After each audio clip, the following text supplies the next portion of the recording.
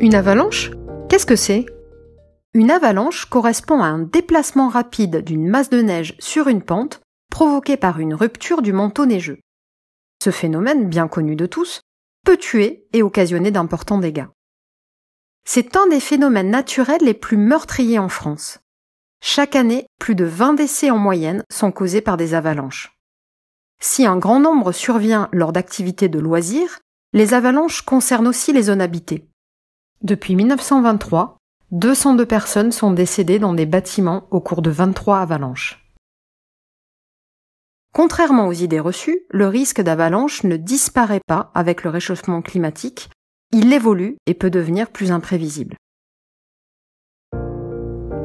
Des actions pour notre sécurité. Les collectivités, les services de l'État et les professionnels de la montagne travaillent activement à notre sécurité grâce à des moyens de surveillance, de prévision, de prévention, d'alerte et de protection.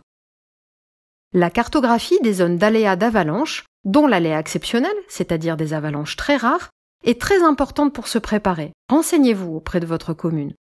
Cette cartographie fournit des données pour s'informer sur l'exposition des bâtiments, notamment dans le document d'information communal sur les risques majeurs, dit CRIM et par affichage public, adapter la réglementation et l'organisation du territoire, réduire la vulnérabilité des bâtiments concernés, se préparer en planifiant l'organisation et la gestion de crise dans le plan communal de sauvegarde et les plans spécifiques aux établissements recevant du public et aux entreprises, et s'exercer aux mesures à prendre en impliquant la population, compréhension de l'alerte, évacuation ou confinement en période de crise.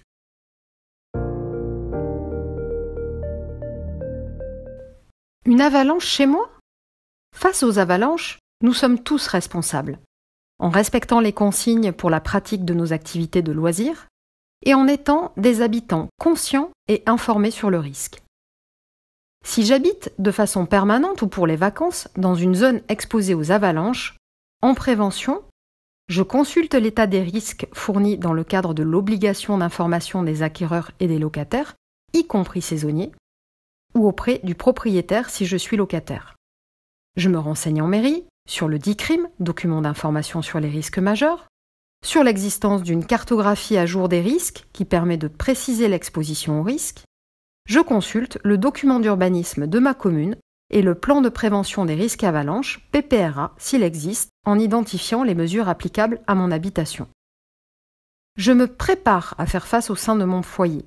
Un plan familial de mise en sûreté, PFMS, et un kit d'urgence serviront notamment en cas de confinement et d'évacuation.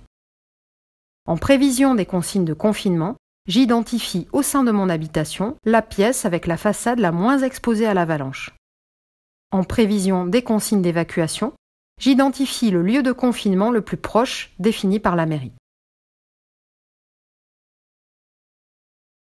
En cas d'alerte avalanche, je ferme les volets et les portes et je m'en éloigne.